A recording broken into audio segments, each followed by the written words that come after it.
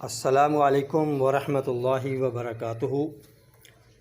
معزز سامعین و ناظرین، آج ہم ایک علامت کہ پیشاب میں جلن کیوں ہوتی ہے اور اس کی کیا وجوہات ہیں اس کے بارے میں گفتگو کر رہے ہیں۔ پیشاب میں جلن کا ہونا ایک تو مزاج جب گرم خشک بڑھ جاتا ہے، خون میں گرمی خشکی بڑھ جاتی ہے، تب پیشاب میں جلن ہونے لگتی ہے۔ یہ اس کی علامت ہوتی ہے کہ اب خون کے اندر گرمی خشکی بڑھ چکی ہے۔ اور جب جگر کا فنکشن فاسٹ ہو جائے تب بھی پیشاب میں جلن شروع ہو جاتی ہے۔ اور اگر پیشاب کی نالی کے اندر انفیکشن ہو، سوزش ہو، تب بھی جلن ہونا شروع ہو جاتی ہے۔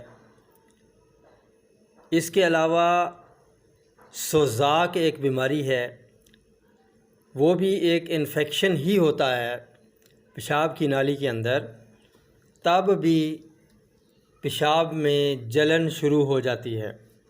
جلن کے ساتھ پیشاب آتا ہے اور کبھی کبھی پیپ یا خون بھی آ سکتا ہے۔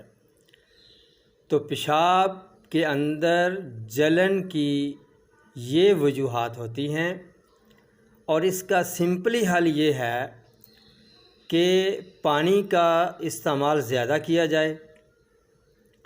آج کل جیسا کہ روح افزا پینے کا بھی موسم ہے، تو روح افزا یا جام شیریں یا اس قسم کے جو شربت ہیں یا شربت بزوری معتدل ہے، یہ استعمال کرنا بہت مفید ہے۔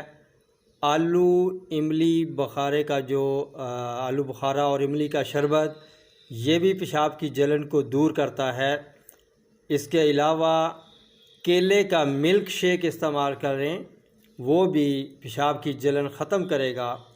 کھیرا زیادہ استعمال کریں ایز اے سلاد، یہ بھی پیشاب کی جلن ختم کرے گا۔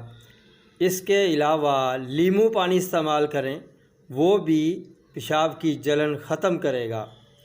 اس کے علاوہ ایک نسخہ ہے، تخم کاسنی، کلمی شورا، یہ دونوں چیزیں، کلمی شورا 1 تولہ اور تخم کاسنی 7 تولے، ان کا پاؤڈر بنا لیں۔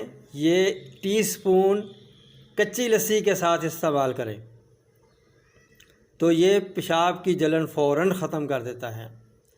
تو یہ اس کا حل تھا۔ آج کل یہ شکایت آ رہی ہے، کچھ سوالات آئے تھے کہ اس پہ بھی ویڈیو بنیں کہ پیشاب میں جلن کیوں ہوتی ہے، اس کی کیا وجوہات ہیں، اور تو یہ میں نے آپ کو بتا دیا اور اس کا حل بھی بتا دیا، آسان حل جو میں نے ابھی آپ کو بتا دیا۔ جس طریقے سے بھی ہو سکے، جو چیز بھی میسر ہو وہ استعمال کریں۔